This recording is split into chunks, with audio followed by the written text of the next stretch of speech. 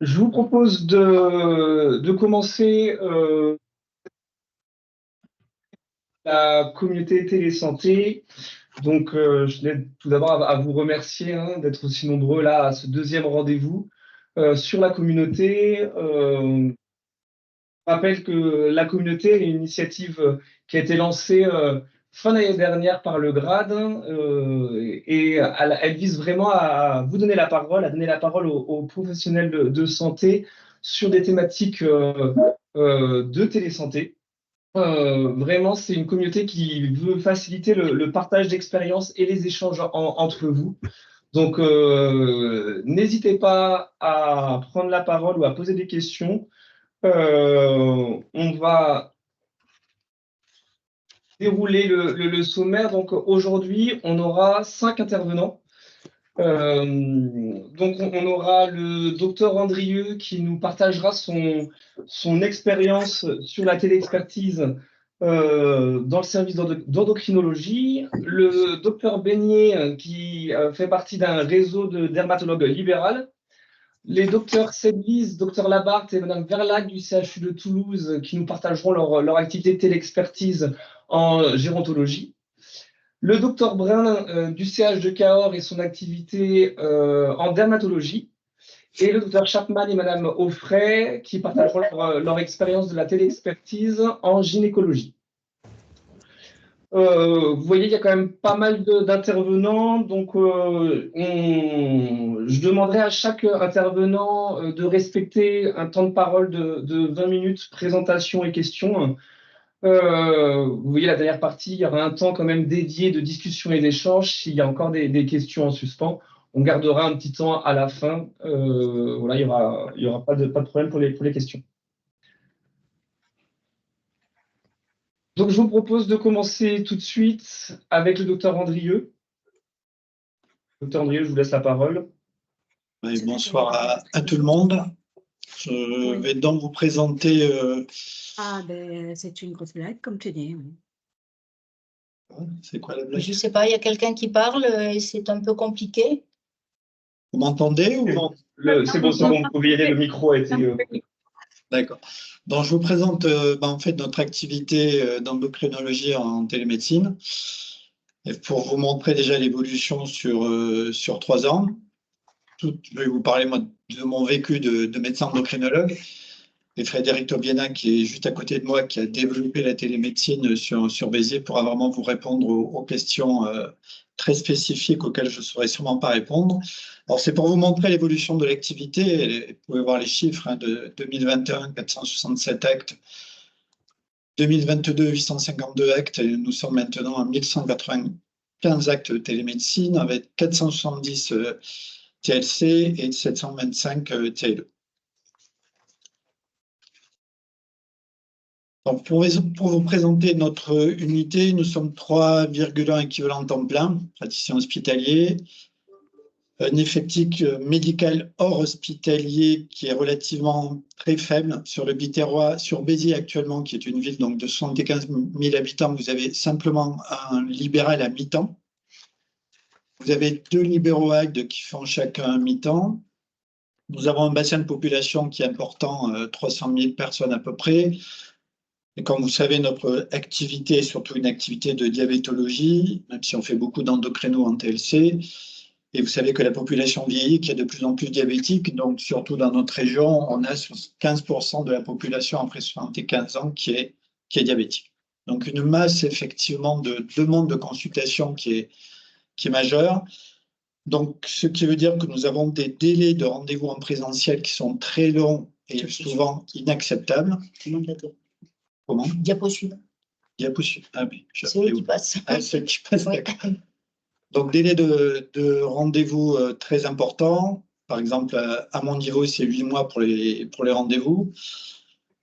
Vu que nous sommes limités à un effectif, nous avons aussi beaucoup de travail en gestion des patients hospitalisés, que ce soit une hospitalisation de semaine, une hospitalisation de jours, tous les avis intra-hospitaliers.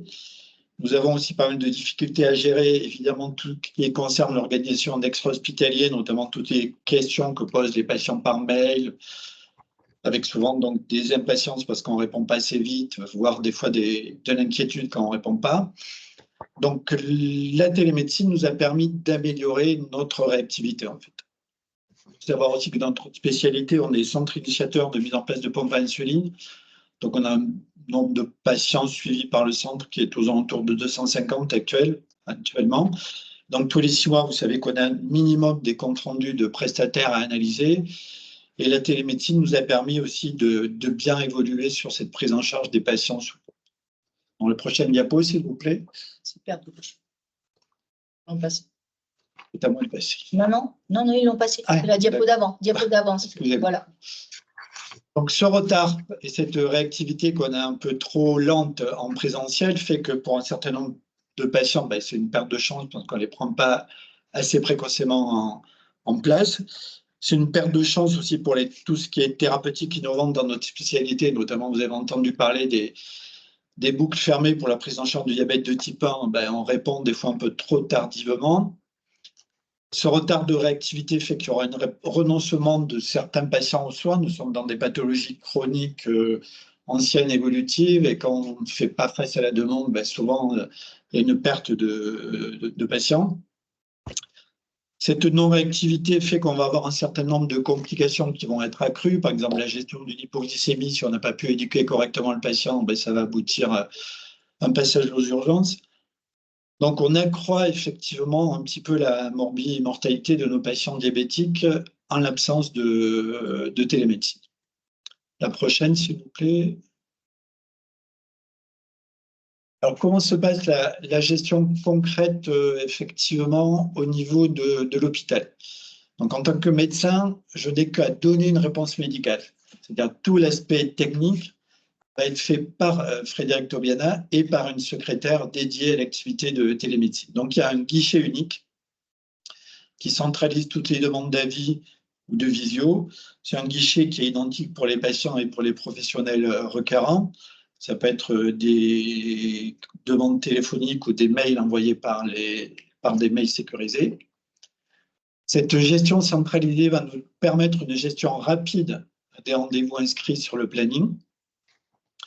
Donc, le patient est identifié, il y a une action directe sur le patient informatisé, sur le dossier informatique du patient. C'est le médecin requérant qui va répondre si on fait une TLC ou une TLE. Et pour certains patients, effectivement, on basculera en fonction de la demande en présentiel. Toutes les données et toutes nos réponses vont être intégrées immédiatement dans les documents hospitaliers qui seront accessibles à l'ensemble des personnels habilités de l'hôpital à consulter le dossier hospitalier, notamment si un patient se présente aux urgences, il peut accéder à une réponse qu'on aura fait en TLC.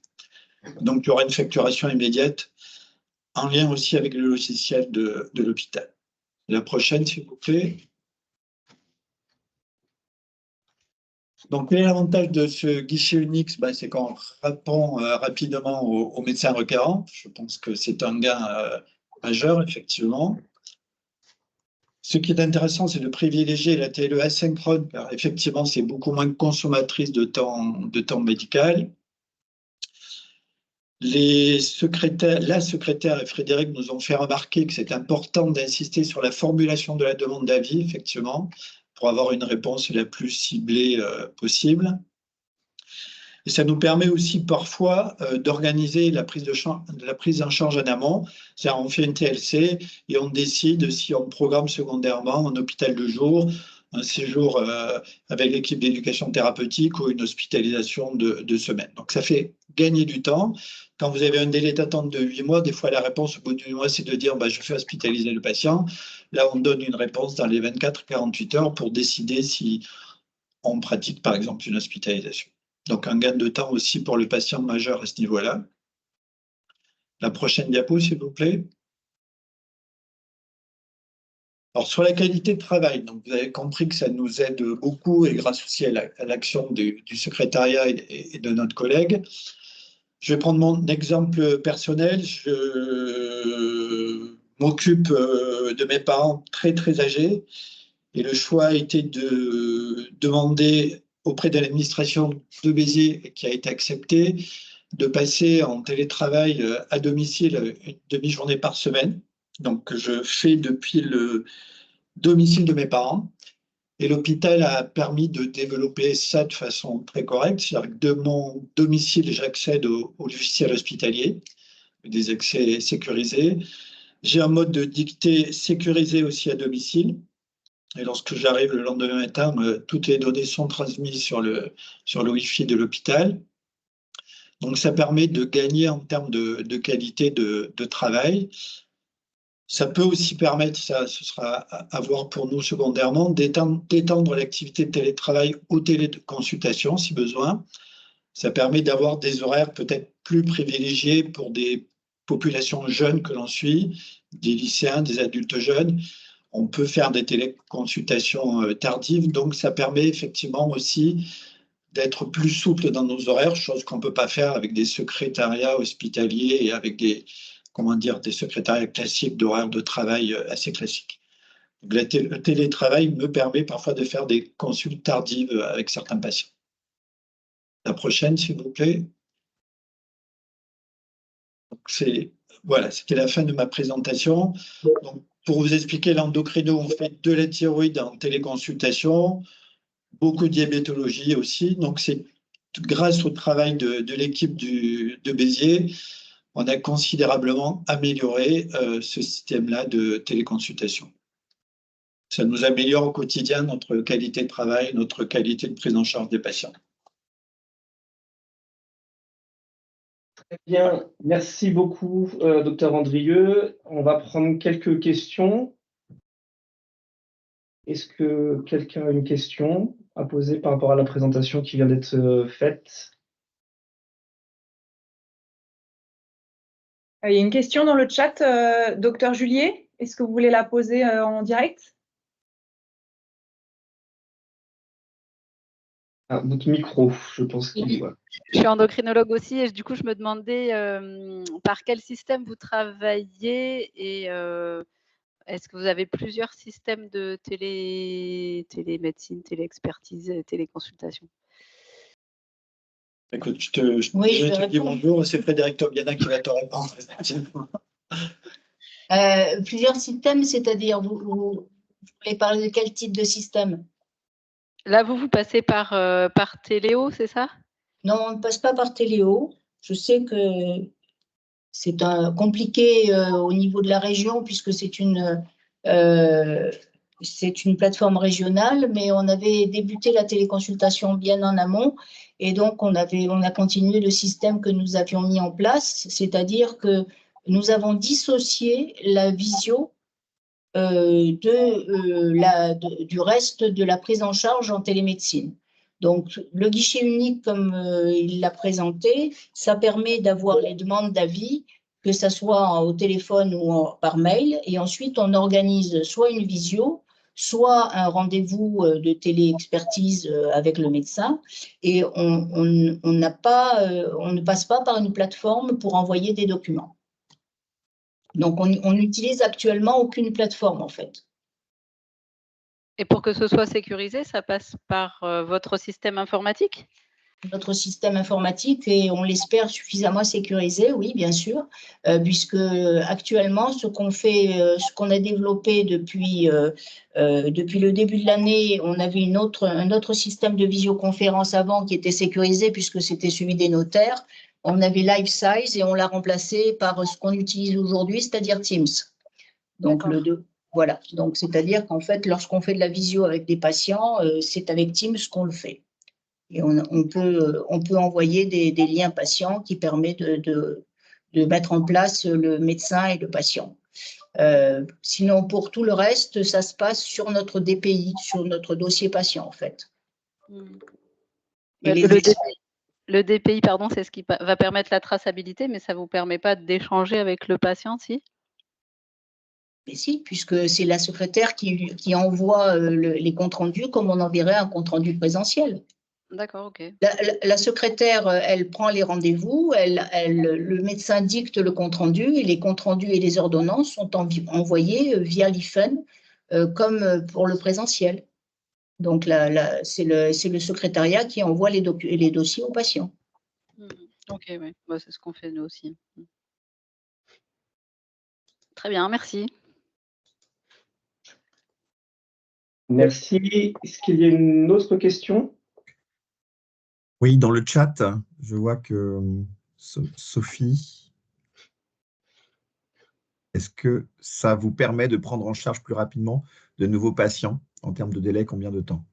Ah oui, ça améliore considérablement, puisque je vous ai dit, nous, les délais de consulte sur les plusieurs praticiens hospitaliers, c'est entre 6 et 8 mois. Donc là, on a une réponse dès que le service de télésurveillance nous contacte, la plupart du temps, on répond dans les 48 heures. Donc on améliore de façon incroyable les délais, effectivement. Et après, il y a une question de Christophe. Est-ce que vous auriez un conseil à donner à un service hospitalier qui veut se lancer? C'est d'avoir une bonne équipe de soutien. Ouais. Je crois que le plus difficile, c'est d'avoir l'adhésion des différents médecins et qui prennent de leur temps pour pouvoir faire cette activité de soins, qui n'est pas une activité qui est enseignée en faculté. Et on reste sur la consultation présentielle traditionnelle. Donc, c'est vrai que pour faire adhérer le corps médical, souvent, c'est un long chemin qu'il faut faire. Après, j'ai vu passer une question comme quoi le Teams n'était pas sécurisé. Je crois que ce n'est pas tout à fait l'avis de notre service informatique.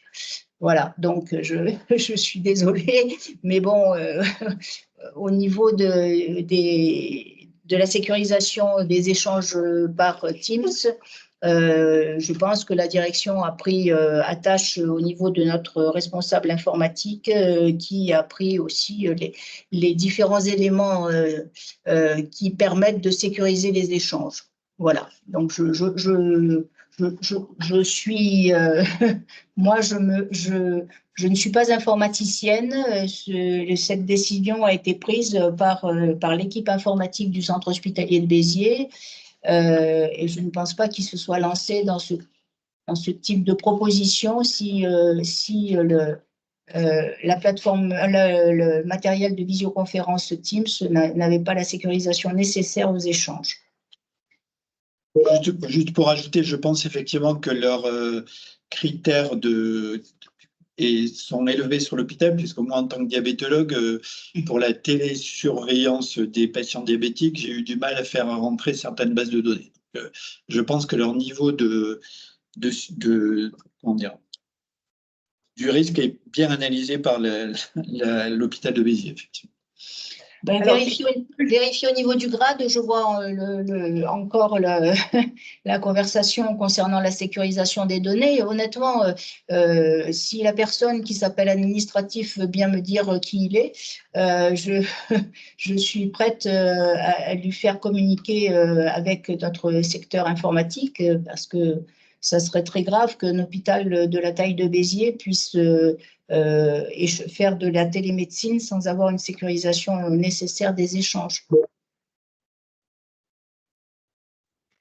Eh bien, Monsieur Théo, il n'y a pas de problème, nous nous connaissons, donc je dirais à notre responsable informatique de vous communiquer, en tout cas de me passer les informations nécessaires. Comment vous faites pour envoyer des photos avec Teams? Les photos ne sont pas envoyées avec Teams. Teams ne nous sert qu'à la visio. Et donc, de la téléexpertise, quand vous faites de la téléexpertise, il n'y a pas de photos? Quand on fait de la téléexpertise, il y a des photos qui sont envoyées par MS Santé. D'accord.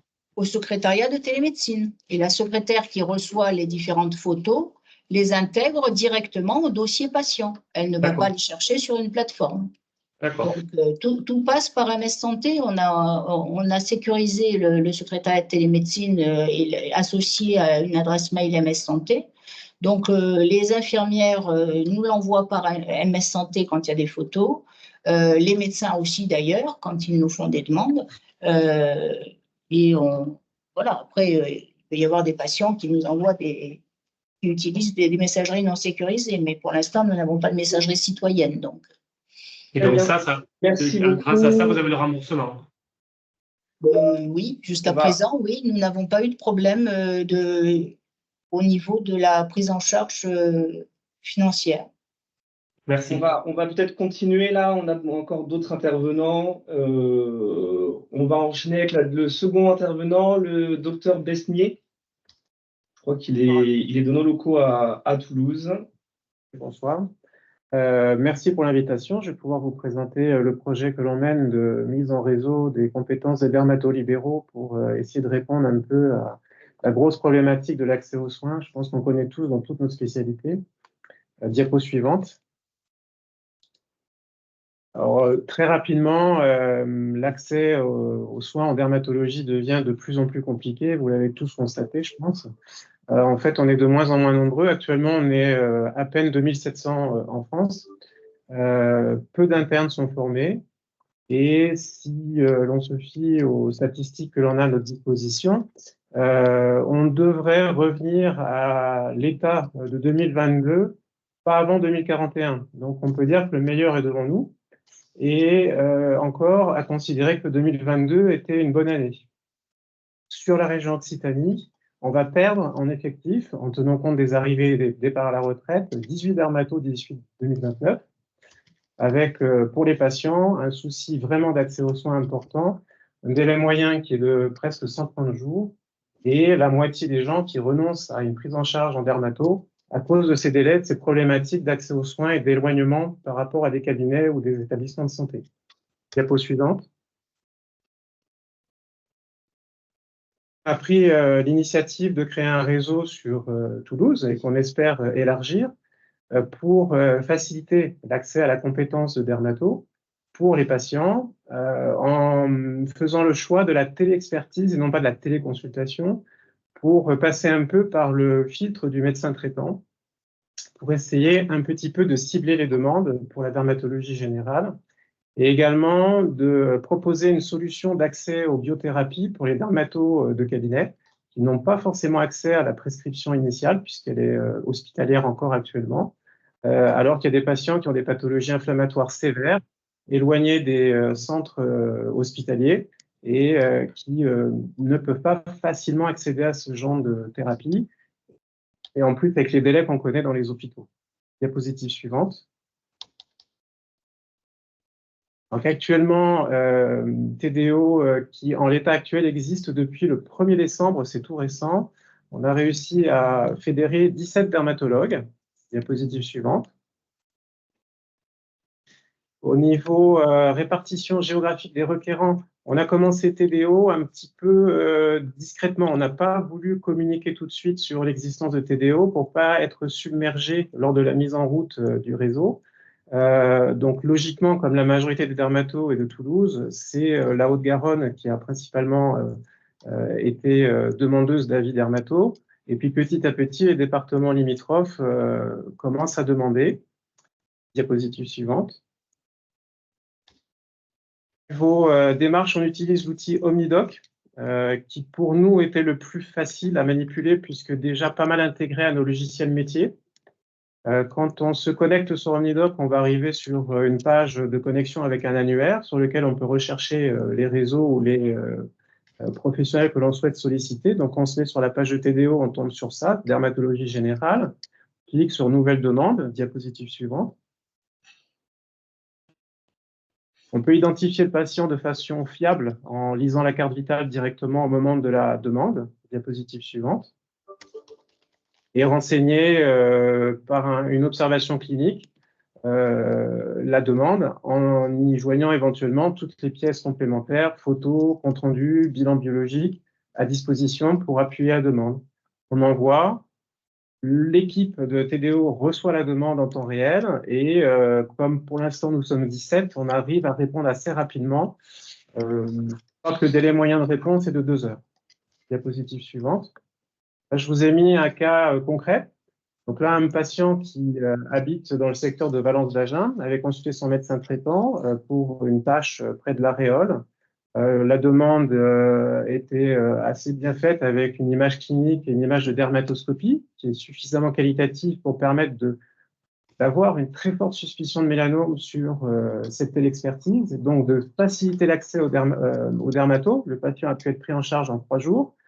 Les résultats histo ont été disponibles 3 jours plus tard et bon, malheureusement pour lui, le résultat était assez péjoratif, mais il a pu être orienté vers l'Oncopole en l'espace d'une semaine.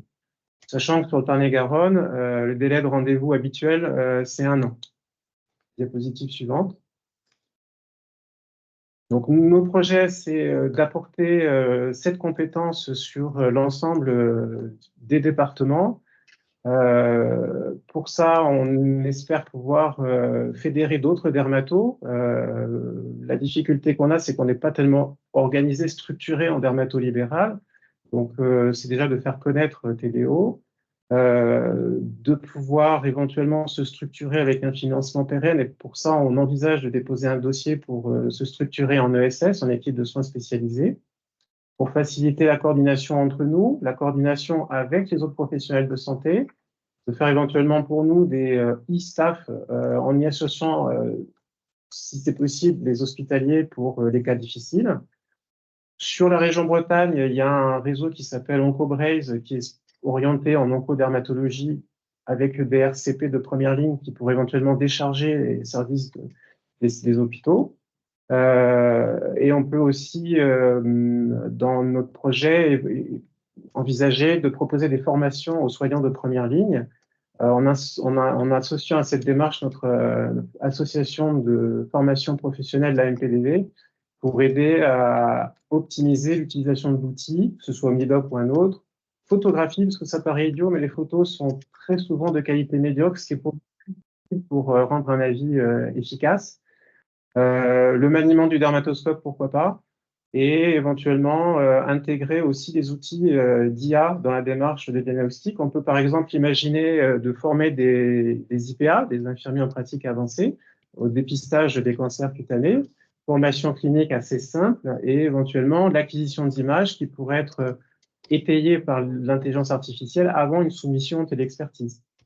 Voilà, donc c'est un petit peu les idées, les projets, et si vous avez des questions, je serai heureux d'y répondre. Diapositive suivante. Actuellement, on est soutenu par la CPTS du Sud Toulousain et au début par Clinavenir. Je voulais les remercier.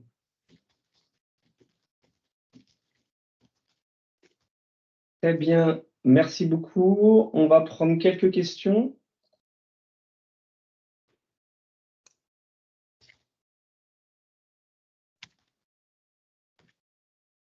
Alors, moi, je vais en poser une, peut-être. Le choix de la solution Omnidoc, comment elle a été faite? Est-ce que vous avez testé d'autres plateformes? On sait qu'il existe aussi Rofim, Connect Santé. Comment le choix a été fait? Par facilité, entre guillemets, parce que ce logiciel, cette solution s'intègre très, très facilement avec nos logiciels métiers. Par exemple, Veda, qui est quand même le leader actuellement. Pour nous, c'est très, très facile de créer la demande de téléexpertise directement depuis le logiciel métier, depuis la fiche patient. Il y a une icône qui existe dans le menu Veda. Ça permet de faire la demande, d'éditer au format PDF le compte-rendu de fin de téléexpertise et de l'intégrer directement dans les logiciels métiers et de réaliser également la facturation directement dans le logiciel métier. Donc pour nous, il y a un gain de temps majeur. C'est en grande partie ce qui a fait le choix de Omnidoc. Très bien, merci. Docteur Tobiana? Oui, mais je voulais juste dire que j'étais très contente que vous signaliez qu'il était important justement de pouvoir faire la demande et de pouvoir intégrer l'ensemble de votre activité de téléexpertise dans votre logiciel métier. Oui, très facilement. Après, bien sûr, ça dépend des éditeurs logiciels, mais de plus en plus de logiciels métiers sont interopérables avec Omnidoc. Oui, des logiciels métiers qui ne sont pas actuellement hospitaliers, en tout cas. Non, en sachant que là, TDO, pour l'instant, c'est un réseau libéral. C'est ça, oui. Enfin, ça repose sur des dermatologues libéraux. Donc, oui, nous, j'ai bien voilà. compris. Après, ce n'est pas restreint à un usage, enfin, disons que pour les requérants, toutes les demandes sont possibles, hein, que ce soit à l'hôpital ou ou libéraux. Oui, bien sûr. Oui, mais le problème, c'est l'interfaçage avec les logiciels métiers. Le problème de l'interface est un problème crucial et c'est ce qui permet de fonctionner. Très bien, merci. On a une personne de Cahors qui veut poser une question. Oui, Aurore Brun à Cahors, moi je suis dermato à l'hôpital. Docteur Besny, juste savoir comment vous vous organisez du coup, vous, en fait, c'est le médecin généraliste fait à l'ensemble du réseau et c'est le premier dermato qui répond, qui voit le patient? Si besoin, Alors, c'est comment ça se passe? c'est un peu ça pour l'instant. Une demande arrive sur le réseau. On a tous une notification nous signalant qu'une demande a été postée. Et première personne disponible répond. Après, si on doit voir le patient en présentiel, ce qui a priori est plutôt une minorité, on essaye le plus possible de donner les clés de la prise en charge au médecin traitant. Si vraiment on doit voir le patient, à ce moment-là, la personne qui répond essaye de recevoir le patient. Après, c'est sûr que se pose la question de la distance. Et c'est pour ça aussi que si on pouvait intégrer d'autres dermatos de départements, mais on n'est pas beaucoup, hein, donc je pense que vous en savez quelque chose. Toutes les bonnes volontés sont bienvenues pour mieux mailler le territoire, mais c'est en même temps l'idée aussi d'être ensemble pour mutualiser les efforts, parce que j'imagine que toute seule sur Cahors, quand vous devez supporter tous les avis dermatos, ça doit être assez chaud patate. Là, l'avantage d'être à 17, très souvent, moi je vois passer les notifs, j'ai même pas le temps de répondre. Donc pour En l'instant, pourcentage de patients vus, ça représente combien? Vous envoyez combien sur la totalité des avis en général qui nécessitent une consultation physique? pour l'instant, on est à peu près à 10%. Ok. Merci. Avec plaisir. Très bien, merci. On va passer à la troisième intervention.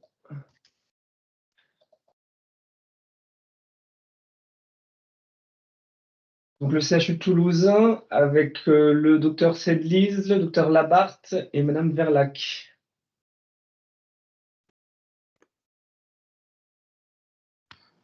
Bonjour, alors moi je suis le docteur Sedlitz, je suis vraiment désolé de l'intervention que vous allez voir, puisqu'en fait on fait un remplacement de dernière minute du professeur Soto qui devait être avec vous, ce qui fait que moi et ma collègue Madame Verlac n'avons été mis au courant qu'il y a quelques heures maximum et n'avons rien pu préparer. Donc je vais juste vous donner quelques mots sur la façon dont tu utilises la télémédecine et le système Téléo sur le pôle de gériatrie du CHU. En quelques mots, on a une filière Alzheimer qui est assez structurée, avec un numéro d'appel unique, avec des services divers d'ambulatoire, d'équipe mobile, d'hospitalisation. Et en gros, la télémédecine intervient un peu à chaque moment, c'est-à-dire parfois elle peut être une sollicitation initiale par un lieu de vie ou un médecin traitant. Elle peut être parfois organisée pour du suivi uniquement. À ce moment-là, on est plutôt sur de la téléexpertise. Et parfois, elle peut être utilisée pour une réévaluation simple à distance d'hospitalisation ou de choses comme ça. La plupart du temps, les gens qu'on va suivre en télémédecine, c'est plus sur de la téléexpertise pour des gens qui sont en institution. Donc des patients en EHPAD, puisque il y a l'avantage de l'équipement qui généralement est présent en EHPAD, l'avantage d'avoir des soignants qui sont présents pour nous répondre, ce qui peut être parfois un peu plus difficile pour des sujets âgés qui sont au domicile avec du coup des aidants qui eux-mêmes parfois sont âgés ou en tous les cas n'ont pas d'accès aux nouvelles technologies, à un Internet de bonne qualité, à des choses de ce genre-là. Voilà, c'est généralement sous cette forme-là de la téléexpertise. Et ensuite, moi, personnellement, je fais des réunions mensuelles de coordination avec d'autres services sur la région Occitanie, notamment les UCC et les UHR. Donc là, c'est plus de la coordination de secteurs sur, voilà, pour avoir des projets communs ou des choses de ce genre-là. Voilà, en quelques mots, la façon dont on l'utilise. En visio, vous avez aussi Madame Verlac, qui est la secrétaire de la coordination, qui, elle, s'occupe vraiment de tout l'aspect administratif, toute l'organisation de la télémédecine sur notre pôle. Voilà, je suis encore désolé de cette présentation de dernière minute. Si jamais vous avez des questions, bien sûr, on peut y répondre.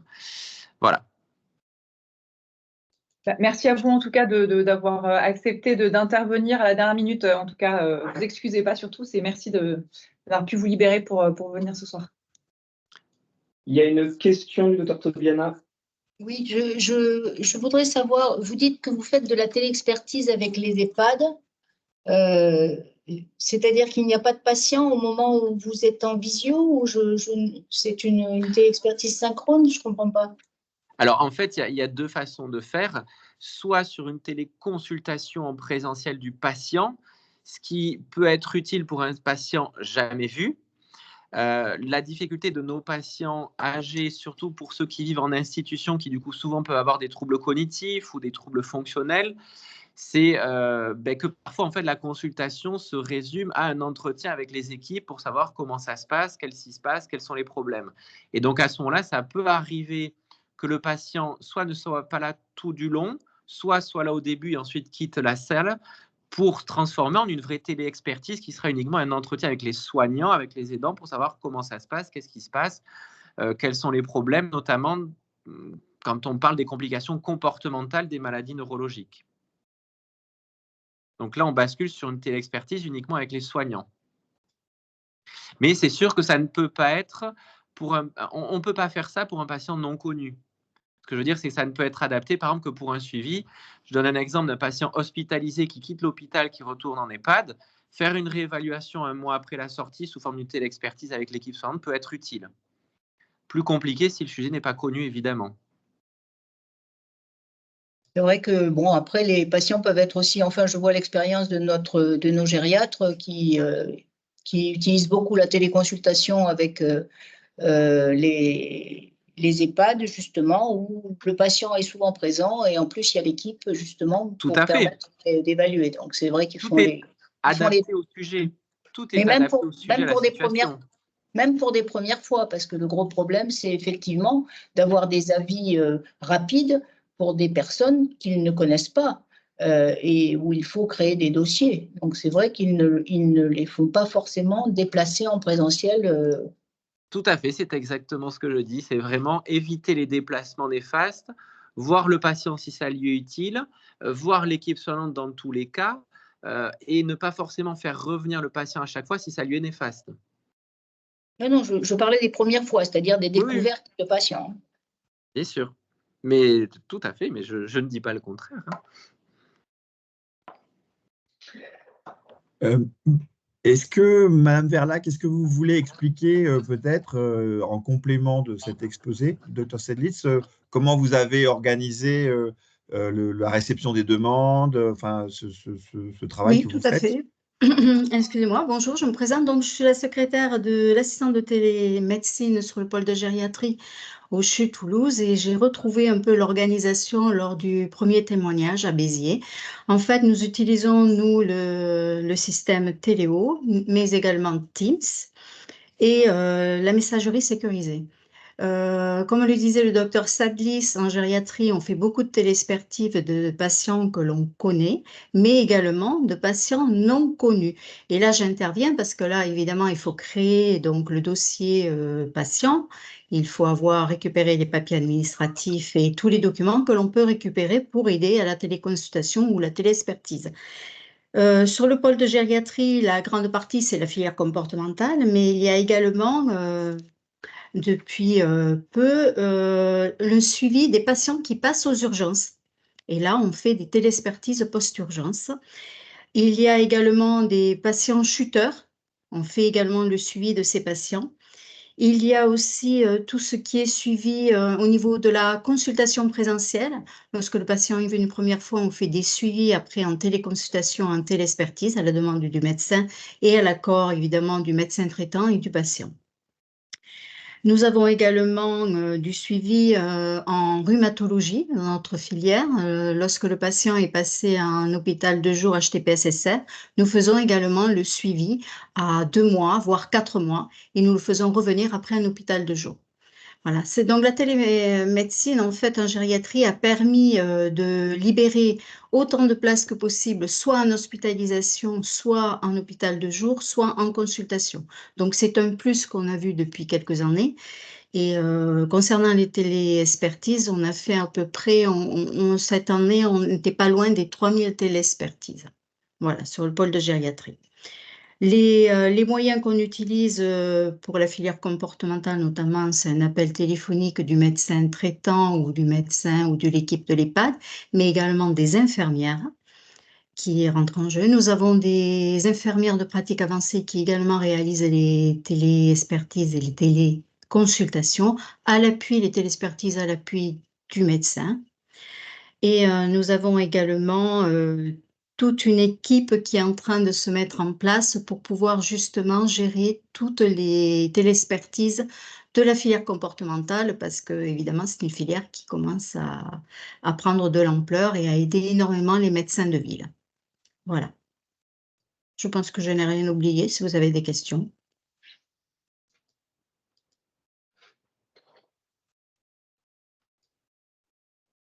Est-ce qu'il y a Merci. des questions?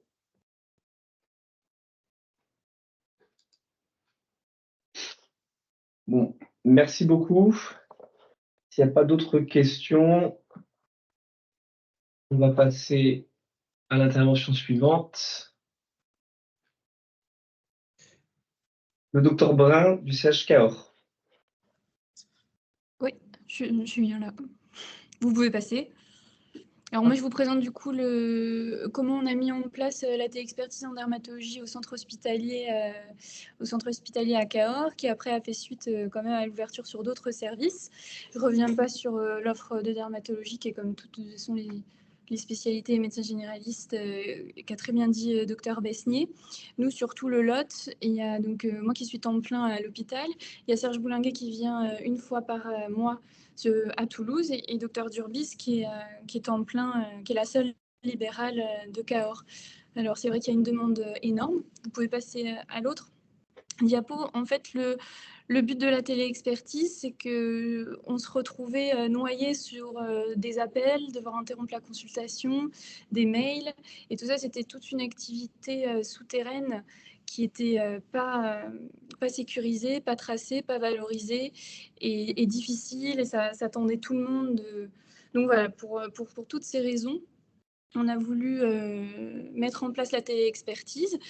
Donc avec la responsable, c'était docteur Arrivé en endocrino de la télémédecine sur le centre hospitalier. Donc, comme on ne pouvait pas absorber les demandes, les délais de consultation en ville avec Madame Durbis, c'est été 2025, les premières consultations. Donc, 1 an et demi d'attente, c'est pas possible. Nous, si on ouvrait, en fait, on avait fait un essai d'ouverture de consultation, un peu tout venant à la demande de médecins traitants. En une journée, ça avait été plein sur 6 mois. Du coup, on avait dit stop et on avait dit qu'on allait trier du coup toutes les demandes. Le but, c'était vraiment d'être disponible pour les médecins traitants et d'apporter une solution pour ces patients qui ne se retrouvent pas en errance médicale et d'absorber en fait comme ça toutes les premières fois de patients, donc toutes les dermatoses aiguës et toutes les lésions suspectes, enfin tout ce qu'on ne pouvait pas gérer à distance. Donc voir les patients qu'ils justifiaient donc vite, du coup c'est un délai maximum de 15 jours et gérer à distance tout le reste en donnant évidemment les clés de prise en charge. On peut passer après. Donc, du coup, à partir du moment où on a eu... Vous pouvez passer la diapo suivante.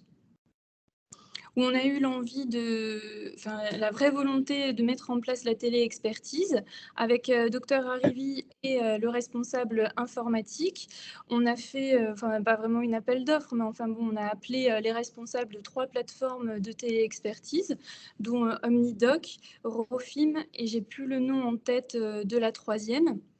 Donc, on a fait des devis pour voir le prix, combien ça rapportait, est-ce que ça pouvait être délétère pour l'hôpital, enfin voilà, et de voir la simplicité d'utilisation des 3. Donc, on a essayé les 3, ils ont des interfaces pour pouvoir essayer. Et nous, avec Dr Arrivi, on a vraiment choisi très vite Omnidoc parce que pour nous, c'était simplissime d'inscription, on pouvait mettre le secrétariat en copie. Pour le bureau des admissions, c'est pareil, ils avaient tout de suite validé, c'était simple. Donc, en fait, c'est un forfait. Il faut quand même le savoir si on met en place. En fait, c'est l'hôpital qui paye et les médecins traitants qui font la demande. C'est entièrement, c'est gratuit et rémunéré pour eux 10 € à la demande et l'hôpital 20 € à la demande. Et donc, c'est un forfait par praticien hospitalier qui utilise la téléexpertise. Donc, en gros, il fallait qu'il y ait qui a, je crois, 6 téléexpertises par mois, qui a largement été dépassé. Donc voilà. Donc au final, tout le monde est très content de ça et de la simplicité d'utilisation. Vraiment, c'est vraiment très très simple d'utilisation. C'est très pratique. Ça nous a rendu vraiment des énormes services. Vous pouvez passer la diapo d'après. Donc ça, c'est l'interface d'OmniDoc. Je ne reviens pas dessus. Après, chacun choisit la plateforme qui lui convient. Vous pouvez passer la plateforme d'après. Donc, ça fait 8 mois que je l'utilise. Donc, ça a été une vraie solution de recours pour les médecins généralistes. Je pense d'ailleurs, quand je vois le recours sur la dermatologie en médecine libérale, je vois que le lot n'est pas représenté quasiment. Enfin, ça me fait plaisir quand même parce que ça veut dire qu'on arrive encore à présent, même si c'est un afflux énorme, d'absorber les patients. Et qu'il n'y a pas d'errance médicale pour, dès qu'il y a un patient sévère ou lésion suspecte, il y a cette solution-là et je réponds en quelques jours. Voilà, donc là, ça apporte un peu les limites parce qu'en étant seul, c'est vrai qu'il faut lancer le truc, mais ça rajoute énormément sur l'activité. Et derrière, il faut savoir gérer le flux de patients et la gestion de l'absorption de tous ces premiers patients. Et je pense que c'est vrai que de lancer dans un centre hospitalier la téléexpertise quand on est seul, honnêtement, je pense que c'est une mauvaise idée. Ou en tout cas, il faut le faire avec des règles strictes, peut-être se dire pour ne pas se laisser déborder, comme c'est peut-être un peu mon cas. Le problème aussi de la limite de la téléexpertise, c'est l'engagement de la responsabilité sur parfois des photos floues et des dossiers incomplets. C'est vrai, quand on a beaucoup de demandes, de tout le temps dire il manque ça, c'est un peu chronophage parfois. Donc c'est pour ça, vous pouvez passer la diapo suivante. En tout cas, si à la mise en place... oui, non, ça c'était juste, voilà, en 8 mois, on a donné presque 1000 avis. Et moi, c'est vrai que je vois beaucoup plus de patients. C'est environ 1/3 de patients vus en consultation. Après, je pense que c'est peut-être un peu différent du réseau libéral à Toulouse parce que les médecins généralistes savent que je suis seule et du coup, je pense, font quand même un tri de patients, voilà, de patients peut-être plus sévères, mais j'en vois au moins 1/3. C'est vrai que du coup, ça fait un gros flux. Après nous, donc du coup, on a monté en même temps donc l'endocrino et la dermatologie en avis. Donc les 2 endocs sont également vraiment ravis de la fluidité, de la possibilité d'absorption, de ne pas être gênés dans leur consultation pour donner les avis, de tout le suivi. Et derrière, il y a actuellement aussi l'hémato, la rhumato et la médecine du travail qui donnent des avis sur plus de 1600 avis donnés sur... donc ça fait... Là, les nouvelles spécialités, c'est un peu plus récent. Vous pouvez passer à la diapo d'après. Voilà, moi je dirais qu'avant la mise en place de la téléexpertise, il faut de toute façon évidemment avoir des créneaux dédiés d'absorption des patients auxquels on donne des avis et qu'on a besoin de voir. C'est le but aussi, c'est de ne pas avoir ce délai-là. C'est donc les créneaux d'aval et d'être strict sur la qualité des demandes. Voilà, sur OmniDoc, on peut le faire et c'est important d'avoir une fiche explicative et même peut-être des fiches type de quelles informations donner dans la téléexpertise, même si ça peut être des choses qui paraissent évidentes. Voilà, et de le faire à plusieurs en équipe, quoi. Voilà, pour pouvoir avoir une continuité pendant les congés, pendant les jours d'absence. Voilà, et si possible, créer comme excusez-moi, j'ai oublié son nom, l'endocrinologue de la première présentation, avec une demi-journée dédiée. Ça, c'est vraiment l'idéal. Voilà. Très bien, merci beaucoup. On va prendre des questions.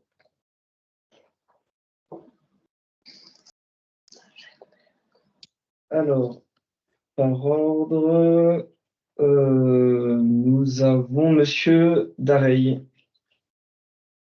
Oui, bonjour, c'est Olivier Dareil à Vérac. Ce n'est pas une question, c'est plutôt un témoignage. Je suis médecin généraliste et j'utilise la solution proposée par Aurore Brun.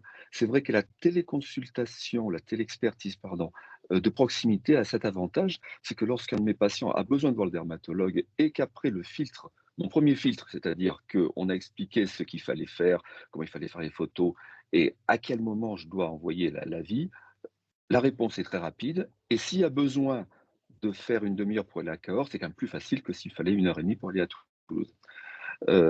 On a fait une réunion entre médecins pour justement essayer de limiter les appels, de telle sorte que ça ne soit pas n'importe quoi qui arrive en téléexpertise, parce que sinon ça embolisait les services. Et à partir du moment où le créneau est précis et qu'on nous a un peu expliqué comment il fallait prendre des photos, parce que tout le monde n'a pas forcément des outils de haute précision, je pense que ça doit pouvoir être gérable par le dermatologue. Et surtout pour nous, généralistes, qui sommes en première ligne, qui sommes débordés de sujets pour lesquels on a besoin de second recours, et de second recours qui est absent. Parce que quand on nous demande pour des choses qui sont urgentes, des délais 3 mois, 6 mois, 1 an, 2 ans, ben, nous, c'est plus possible. Donc la téléexpertise de proximité est une vraie solution. Et je remercie encore Madame Brun de tout le travail qu'elle a fait pour nous aider.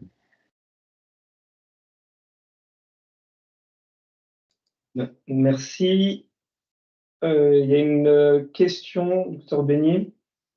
Oui, c'était plus une proposition, éventuellement de mutualiser nos efforts et pourquoi pas d'intégrer TDO. Ça permettrait d'être 18 et de pouvoir répondre un peu plus facilement à l'afflux de demandes, si ça intéresse, bien sûr. Hein. Ah oui.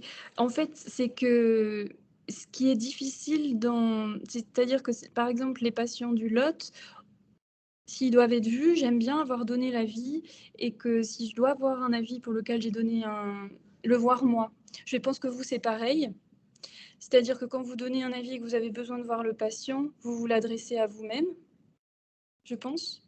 Alors, en pratique, par la force des choses, le bassin de population que je vois tous les jours, mais comme tous les autres, hein, c'est même plus Toulouse, c'est le sud-ouest. C'est-à-dire que sur une journée normale, j'ai des gens qui viennent aussi bien de Brive que de Dax, de Perpignan, même de Bordeaux. Donc, malheureusement, on arrive à une situation où la proximité géographique, je ne veux pas dire que ce n'est pas important, c'est très important, mais ça devient presque secondaire. Ben, effectivement, pour l'instant, on est avec une docteure junior, mais si je me retrouvais seule, je pense que c'est ce qu'il faudra faire. Voilà. Ouais, tu peux venir. Hein. Ah ouais, ok. Merci, docteur Besnier. Merci aussi. Très bien, merci. Est-ce qu'il y a une autre question ou dans le chat peut-être? Sinon, on va passer à l'intervention suivante.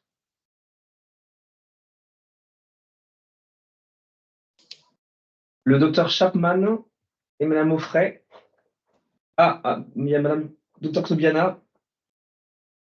C'était juste une remarque sur la proximité, mais ce n'est pas très important pour moi. Il me semblait aussi très important de privilégier la proximité des patients et des prises en charge, quelle que soit la discipline. Mais c'est vrai que peut-être pour la dermatologie, les choses sont beaucoup plus compliquées.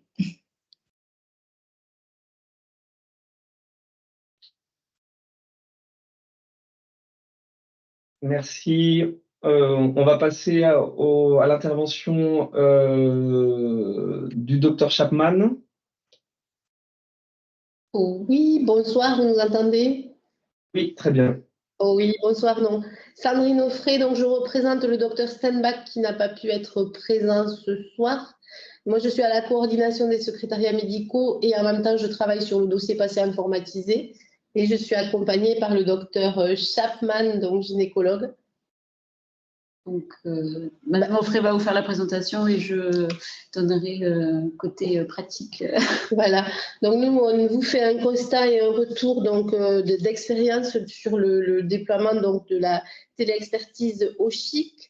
On est parti en 2019, donc constat sur une désorganisation du travail de nos praticiens qui, de plus en plus, se plaignaient d'avoir des demandes, des sollicitations extérieures pour des avis.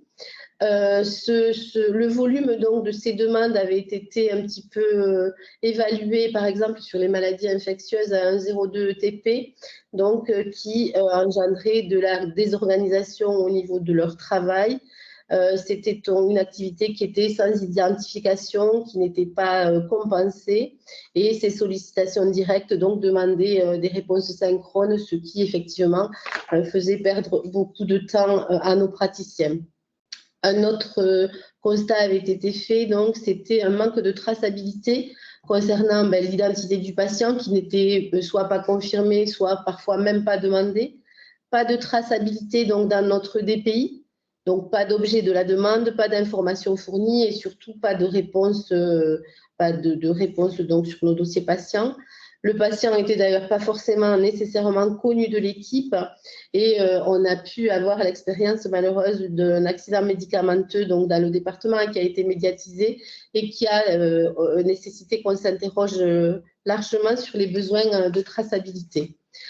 En termes de facturation, donc, il n'existait pas effectivement en 2019 d'actes dans la nomenclature. On avait un problème d'identification donc du patient, pas son NIR, pas sa carte d'identité, pas sa caisse, pas sa mutuelle. Et à ce moment-là, le patient n'était pas prêt à payer un conseil téléphonique. Donc la décision institutionnelle donc, a été donc, de recourir à un outil de téléexpertise, donc qui a ouvert à une étude de marché donc, avec la CPTS de Castres. Le produit donc, qui a été sélectionné était un produit donc, lauréat de l'Université de la e-santé, donc, qui est actuellement Rofim. C'était un modèle économique pour nous qui était peu risqué, puisqu'à ce moment-là, il y a eu donc l'apparition des 2 actes de téléexpertise, une facturation forfaitaire simple et un pourcentage donc, sur chaque téléexpertise. Il n'y avait pas de notion d'équipe et pas de facturation à l'expert. Vous pouvez passer, s'il vous plaît, sur les... Ouais, encore.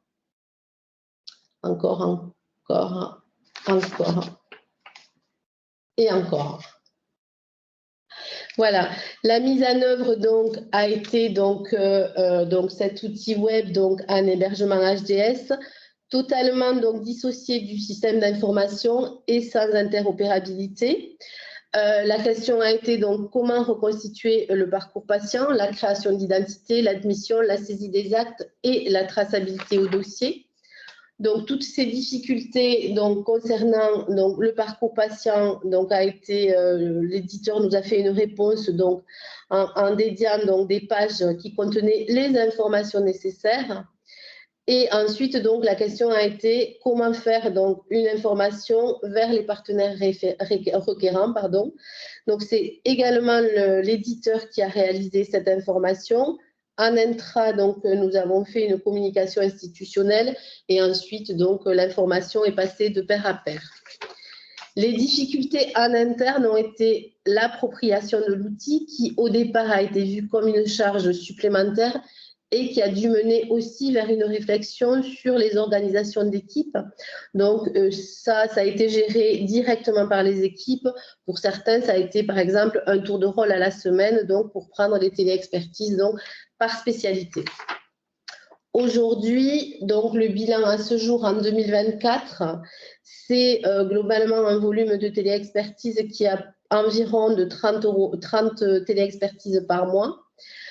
Le gain, donc, le docteur Chapman va vous en parler, donc, parce que nous, pour nous, il est difficilement mesurable en termes de temps. En tout cas, l'outil, a priori, a apporté de la satisfaction aux médecins, a été donc potentiellement un vecteur de recrutement.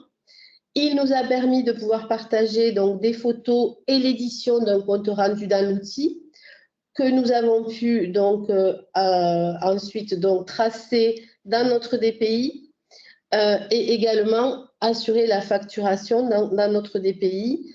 Et nous avons eu un retour positif donc, des requérants avec une satisfaction et pour eux, une relation ville-hôpital renforcée. Et je laisse la parole au docteur Chapman qui va vous faire le bilan du médecin.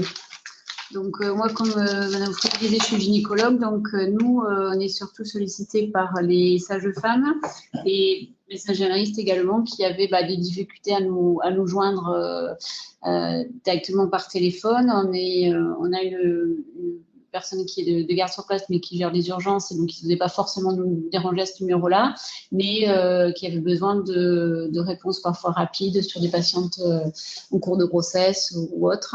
Et donc, ça nous a permis de communiquer facilement avec notamment les sages-femmes pour donner des avis.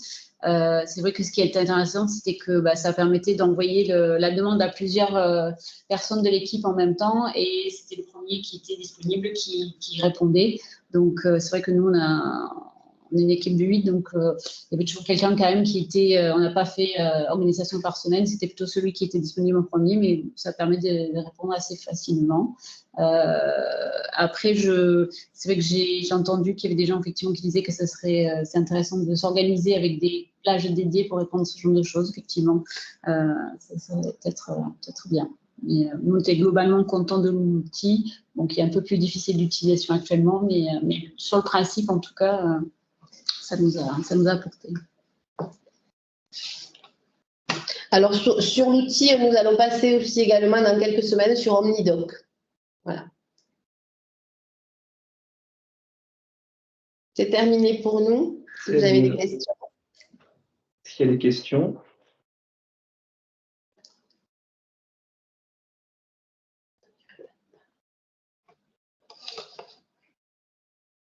Oui, docteur Tobiana. Oui, je vois dans votre diapositive que vous marquez traçabilité et facturation dans le DPI, mais nécessité d'une action manuelle. Oui, alors tout à fait, parce qu'aujourd'hui, donc, il n'y a pas d'interface avec Rofim, donc ce sont nos secrétaires médicaux. Alors, c'est moi qui récupère donc au début de chaque mois, je récupère donc le fichier des téléexpertises du mois précédent. Je fais créer les venues au bureau des admissions et on redispatche donc vers les spécialités pour la saisie des actes. Et à ce moment-là, les secrétaires médicaux de chaque spécialité vont chercher le compte rendu dans l'outil et le téléchargent dans notre DPI. Donc voilà, c'est pour ça qu'on a mis moins, parce que c'est quand même, voilà, on a la nécessité de cette action manuelle, donc, et pour la création des venues et le téléchargement du compte rendu. Je vous remercie parce que c'est vrai que ça me conforte dans ce que nous avons mis en place, dans la mesure où ce n'est pas une plateforme qui fait le lien avec la ville, mais c'est une personne humaine qui reçoit les demandes et qui met immédiatement dans le DPI le dossier à expertiser, quelle que soit la discipline. Voilà. Et la facturation se fait immédiatement, sans avoir à aller chercher… et la répartition des différentes… voilà, c'est la différence entre le fait de payer une personne qui fait le job et payer une plateforme, quoi. Tout à fait. Merci. Est-ce qu'il y a une autre question?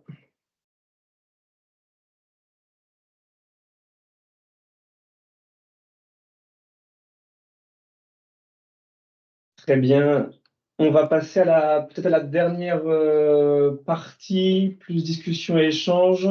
Et on voulait vous partager avec vous deux éléments, toujours sur la téléexpertise. Tout d'abord, on voulait peut-être vous donner un peu des éléments d'indication sur des données de 2023 qui sont de l'assurance maladie, sur les données de téléconsultation et de téléexpertise. Je pense que c'est intéressant aussi de visualiser aussi la progression, la forte progression des actes de téléexpertise. On voit sur l'année 2023 une progression de plus 228,50%, ce qui est énorme par rapport à la téléconsultation qui baisse. Voilà, ça montre bien que la téléexpertise est vraiment d'actualité et on la retrouve vraiment de plus en plus dans peut-être des spécialités distinctes comme la dermato, l'ophtalmo, la cardiologie. Mais en tout cas, elle progresse de mois en mois. Un autre élément à vous partager est plus côté grade, sur une initiative, en tout cas un nouvel outil qu'on a mis à disposition des professionnels de santé. Et ça fait bien écho à l'ensemble des présentations qui ont eu lieu ce soir et des recours qui sont mis en place. On a lancé fin d'année un annuaire régional qui recense l'ensemble, enfin qui veut, qui a pour objectif en tout cas de recenser l'ensemble des recours qui existent en Occitanie à travers, voilà, c'est cet annuaire qu'on appelle ATO. Je vais vous faire peut-être une démonstration en direct, ça sera beaucoup plus parlant.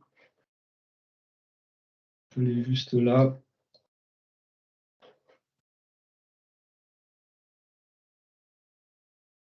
Voilà, il est hébergé sur notre site internet et il se présente, il est vraiment très simple d'utilisation puisqu'il y a deux types de recherche, une recherche par spécialité et une recherche par département.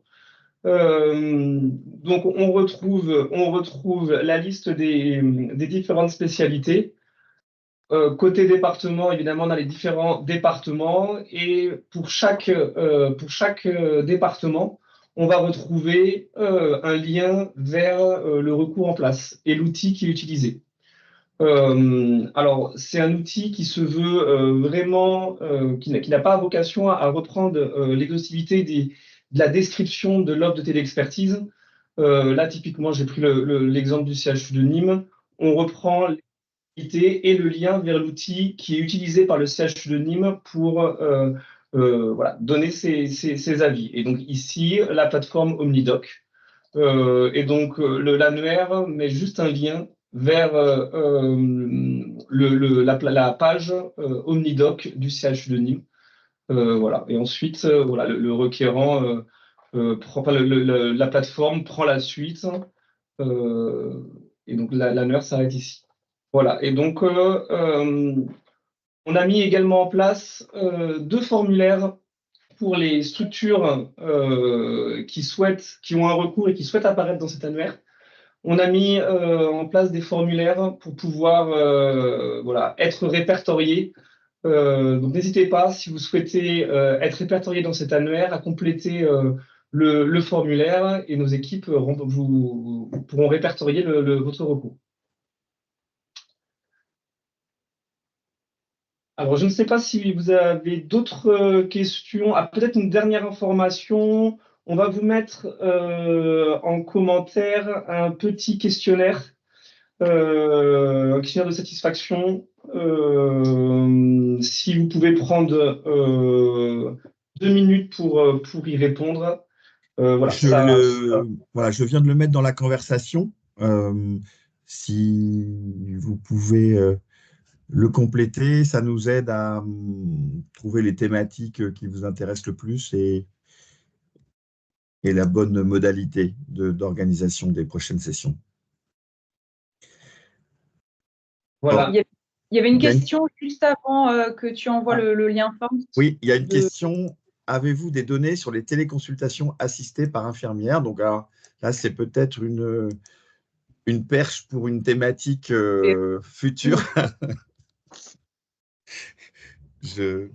Effectivement, on n'a pas de données sur de données chiffrées, d'indicateurs sur sur la téléconsultation assistée par infirmière spécifiquement. Alors après, effectivement, hein, c'est une thématique et d'actualité qui revient souvent. La téléconsultation assistée par infirmière, ça pourrait faire l'objet effectivement de prochains partages d'expériences. On prend l'idée en tout cas.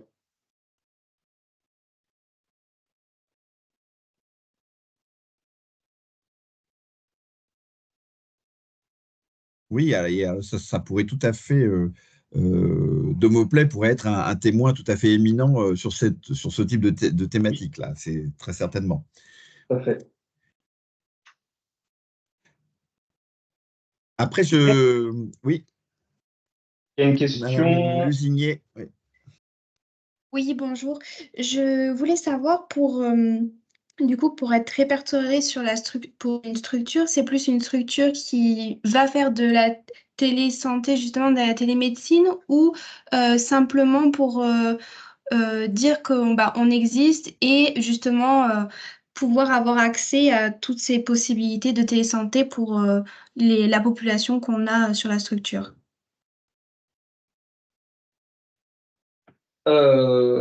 Alors, juste pour bien comprendre, vous parlez pour être répertorié sur l'annuaire?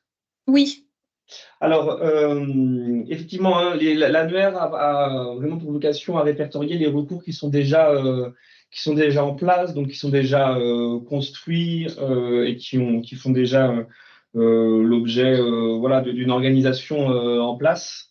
Alors après, effectivement, si vous avez un projet de structuration d'un recours, on peut évidemment, le GRAD est là pour vous accompagner hein, dans toutes ces démarches.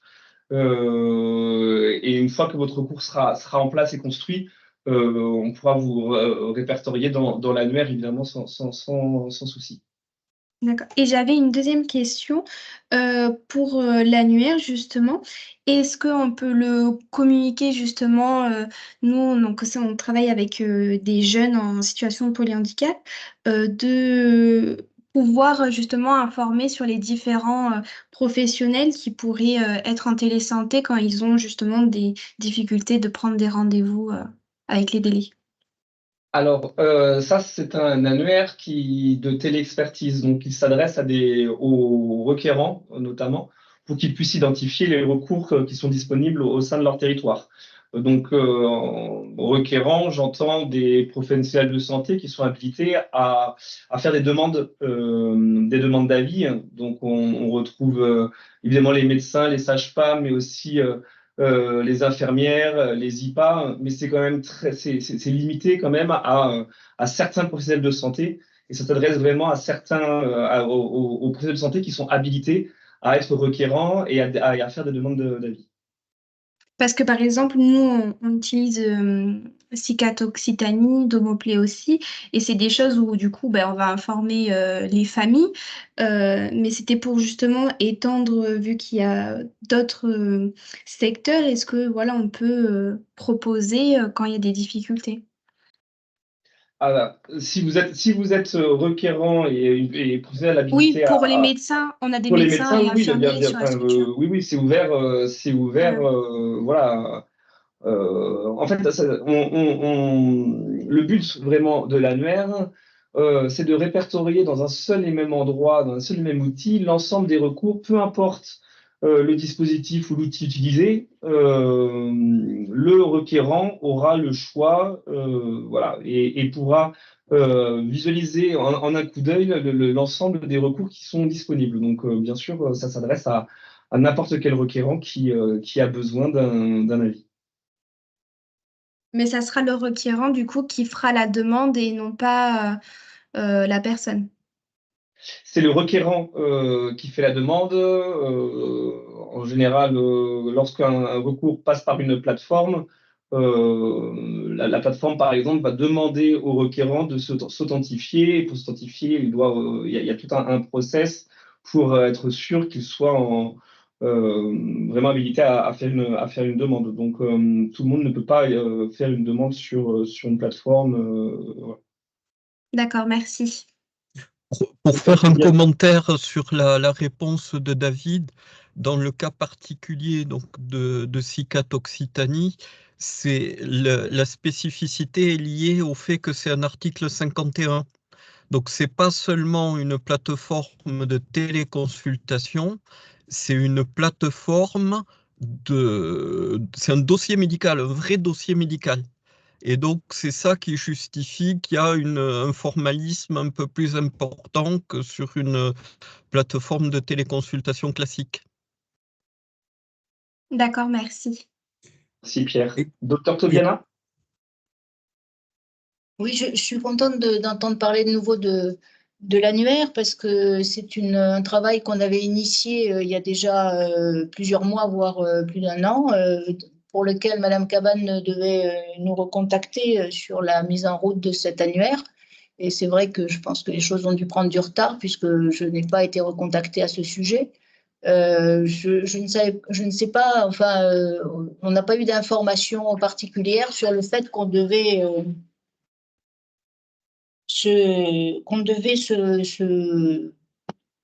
s'identifier. Je ne sais pas si pour l'hôpital de Béziers, vous avez l'identification des possibilités de demande de téléexpertise ou pas. Si nous devons faire une action particulière, parce que nous avions participé à plusieurs réunions du GRAD. Alors, je crois qu'on vérifiera si au niveau du CH de Béziers, si vous êtes enregistré, mais comme je disais, il y a un formulaire aussi pour enregistrer les recours qui veulent apparaître dans l'annuaire. L'annuaire a été lancé en fin d'année. Là, vraiment, on a vraiment axé nos actions sur l'enrichissement de l'annuaire pour pouvoir avoir le plus de recours possible. On n'a pas du tout axé sur la communication aux requérants. Mais je prends le point de vous envoyer le formulaire pour déjà de vérifier si Béziers est inscrit et de vous envoyer le formulaire. Très volontiers, parce que j'attendais d'être recontactée à propos, puisqu'on a participé aux premiers échanges concernant le formulaire, où on avait fait des évaluations en direct de comment pouvait être rempli ce formulaire et pour qu'il soit le plus simple possible. Il y avait la notion d'urgence aussi. Et tout cela concernait la téléexpertise. Donc, c'est vrai qu'ensuite, nous n'avons plus été recontactés.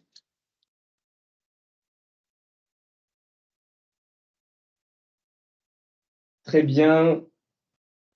Est-ce qu'il y a d'autres questions sur les interventions ou sur la fin, sur l'annuaire?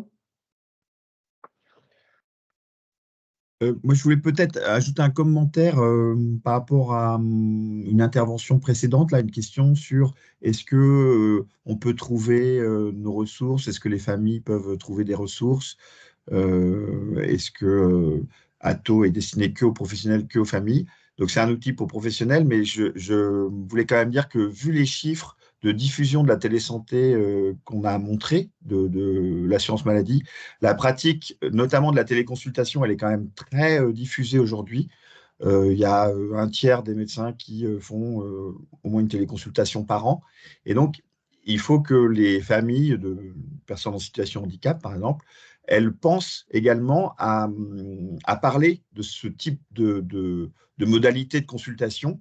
Là, je parle de téléconsultation, avec les professionnels qui font le suivi de leur enfant ou d'eux-mêmes, parce qu'il y a beaucoup de médecins maintenant qui sont prêts à faire un suivi en téléconsultation, en alternance avec des hospitalisations de jour ou des consultations en présentiel.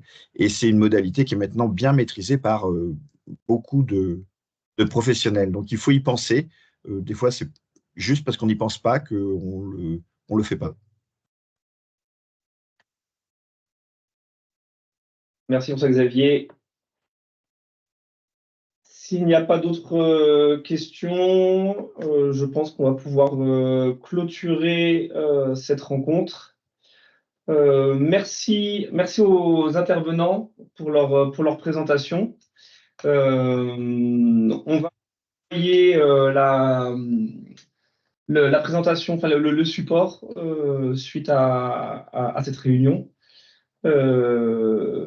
Et on va sûrement, on va même lancer une troisième rencontre dans les mois qui arrivent. On n'a pas encore la thématique, mais on espère. On a déjà eu des idées avec la téléconsultation assistée par infirmière, donc on vous tiendra évidemment au courant.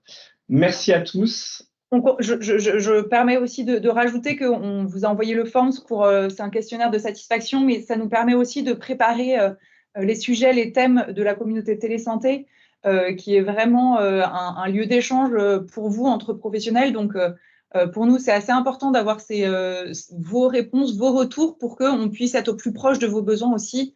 Donc, on compte sur vous aussi pour le compléter. Ça nous aidera à préparer la prochaine.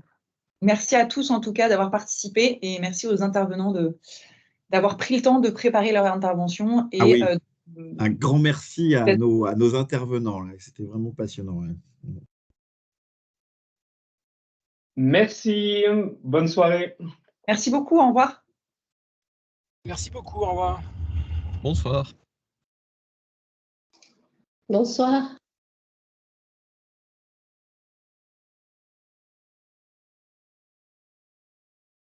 Merci, bonsoir.